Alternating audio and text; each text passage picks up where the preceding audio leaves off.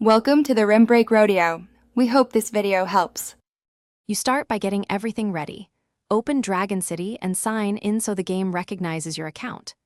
Once done, grant camera access and confirm a steady Wi-Fi or mobile signal, because scanning requires a live connection. Now position the QR code on a second device or a printout in good lighting. Make sure it fills most of the camera frame. You do this first so the scanner can read the code cleanly, avoiding retries and potential timeouts while the game validates the code. Next, tap the social or redeem area inside Dragon City to launch the QR scanner.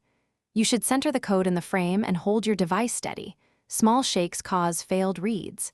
If the camera struggles, move a little farther back so the code fits fully, then bring it closer slowly. Once the game recognizes the pattern, a confirmation appears. Make sure to read prompts and accept the reward or transfer. This avoids lost items and ensures the server registers the action correctly. Finally, verify the item or dragon shows up in your inventory or collection. This proves the QR code worked. If you don't see it, try scanning again with improved lighting and a higher resolution image. Often glare or low contrast is the culprit.